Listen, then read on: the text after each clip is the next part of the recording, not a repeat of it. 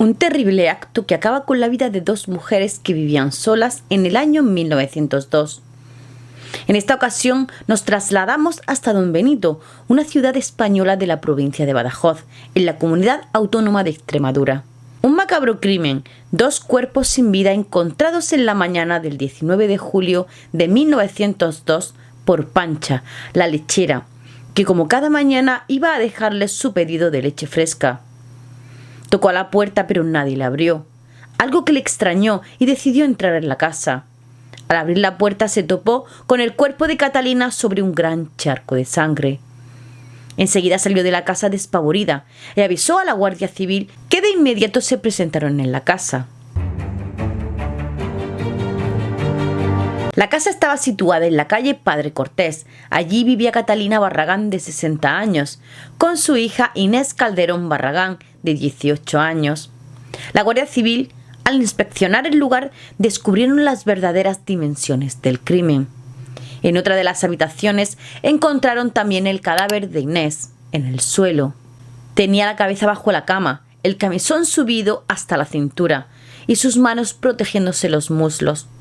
Por su posición, parecía que se defendía de una agresión sexual, además de tener 21 puñaladas en su cuerpo. Había marcas de sangre por toda la casa, en el suelo y en las paredes. Estaba todo revuelto. A su madre también le habían apuñalado y tenía la cabeza destrozada por los golpes.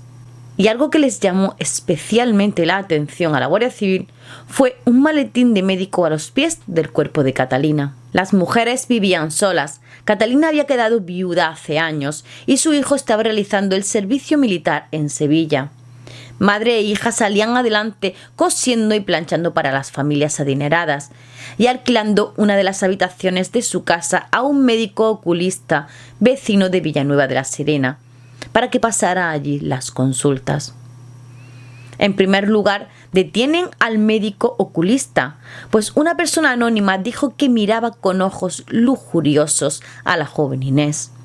También es detenido uno de los enamorados de la joven, Saturio Guzmán, un chico educado y respetuoso y completamente enamorado de la joven Inés, pero era un amor no correspondido. En aquellos tiempos se les aplicaba el tercer grado a los detenidos, pero en este caso podían hacer barbaridades con los detenidos que se hubiesen equivocado y no se hubiese esclarecido el crimen. El caso es que los investigadores se precipitaron en las detenciones, puesto que el gobierno temía un levantamiento popular dado el grado de indignación creado por el suceso. Pero el clamor popular tenía bien claro el culpable de los hechos, y en el pueblo sonaba constantemente: ha sido el García Paredes. Dado que la joven Inés era una chica preciosa, decente y moral, todas las indagaciones se dirigieron hacia las personas que habían mostrado interés por ella y, según sus vecinos, había muerto por defender su virtud. Pero, ¿quién era García Paredes? ¿Por qué lo estaban acusando? Carlos García de Paredes era un caciquillo soltero, alto, estirado, fanfarrón, mujeriego y amigo de la bebida, sin oficio ni beneficio. Tenía 32 años, la cara delgada, tenía un bigote imponente y le gustaba mucho el juego. Estaba obsesionado con Inés y llevaba meses asediando a la joven, y ésta siempre lo rechazaba. No era precisamente del agrado de la joven Inés. En el pueblo lo llamaban Don Carlos, por las propiedades e influencias de su familia. Era alguien muy importante en el pueblo. Por eso la Guardia Civil se resistía a interrogarle. A pesar de su pasado turbio, incluso se sabía que hacía algunos años había apaleado a un sereno. También violó a una deficiente, incluso llegó a apuñalar a su propia madre. Menuda joya, Don Carlos. Pero él se sentía a salvo, protegido por el poder de su familia, a pesar que el clamor popular estaba en su contra y no cesaba.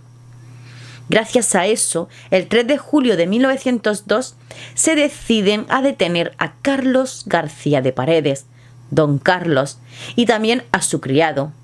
A este lo acusan de limpiar las manchas de sangre del traje de don Carlos. Y también detienen al sereno Pedro Cidoncha. El caso es que se encuentran con 5 detenidos, pero todos dicen ser inocentes. Hasta que el día 1 de septiembre aparece un testigo, Tomás Benito Alonso Camacho, que dice haber visto a los criminales, que eran 2, y los vio entrar en la casa de Catalina Barragán. Pero ¿por qué éste había tardado tanto en hablar? Resulta que no le pareció suficiente la recompensa de 500 pesetas que habían ofrecido al principio. Cuenta que sobre la 1 de la madrugada de aquella noche regresaba a su casa por la calle Valdivia y vio que delante de él iba el sereno Pedro Cidoncha, que se encontró con 2 hombres. Se pararon a hablar un rato y se dirigieron hasta la calle Padre Cortés y se pararon delante de la casa de Catalina. Él siguió su camino y les saludó al pasar, pero ninguno le contestó. El caso es que el comportamiento de los 3 hombres le extrañó y le pudo la curiosidad, por lo que decidió esconderse tras un carro de esteras. Desde allí pudo ver cómo doña Catalina insistía en no abrir la puerta. «Es inútil, no abro a nadie», decía, pero el sereno, muy hábil, insistió en que era muy importante y urgente, pues el médico oculista se había dejado allí el maletín y lo necesitaba. Cuando por fin convenció a Catalina para abrir la puerta, el sereno le pidió un poco de agua y aprovechó que iba a buscarla para hacer una señal con el farol a los otros 2 que estaban escondidos en la esquina, que se metieron en la casa sin hacer ruido. El sereno cerró la puerta tras ellos y siguió su ronda. La luz de la luna era clara, por lo que Tomás pudo ver la cara de los 3 hombres. En una rueda de reconocimiento de los detenidos, reconoce a Carlos García de Paredes, que fue el primero en entrar en la casa. También reconoció al sereno Cidoncha. Gracias a su testimonio, dejan en libertad a 2 inocentes, Saturio Guzmán y al médico. Este quedó muy afectado y no volvió a ser el mismo de antes del suceso. Saturio nunca pudo olvidar a Inés, y unos años después, le dedicó una habanera muy sentida que empezaba: «Lenguas infames quisieron mancharte». Pero queda otro más sin identificar. Tomás dice que era un hombre maduro, gordo y con pelo blanco. Le ponen delante a Ramón Martín de Castejón, un cincuentón de mala fama y buena posición económica, que se juntaba mucho con Paredes a pesar de la diferencia de edad.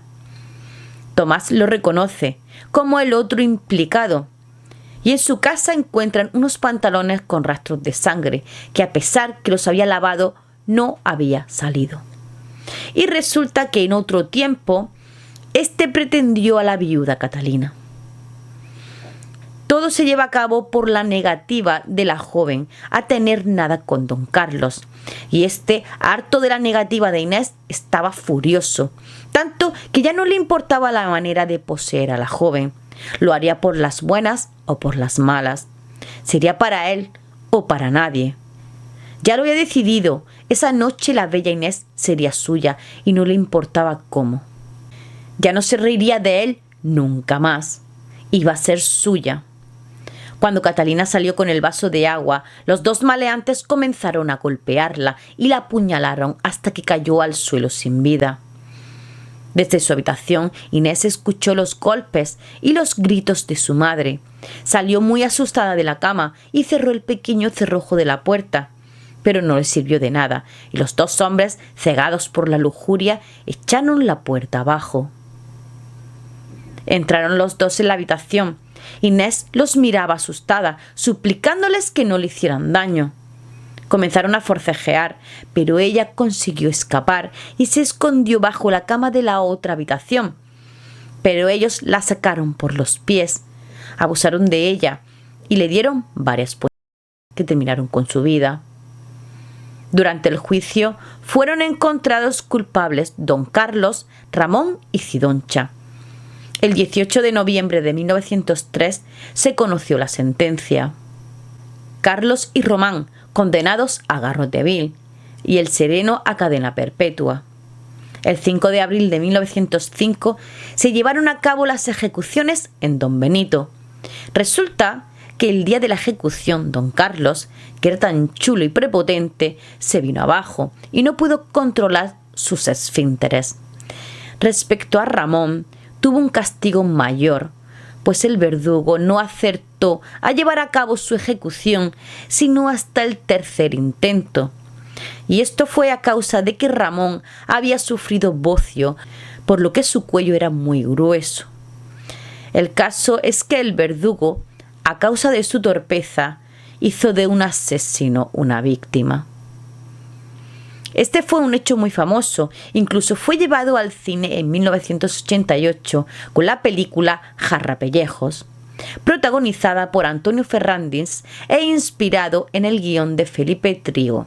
Este es el crimen que Pío Baroja no escribió nunca, según sus memorias, porque le faltaban nervios para dramatizarlo. Y hasta aquí el caso de hoy. Espero que te haya gustado mucho. Espero verte en el próximo caso. Hasta pronto, misteriosos.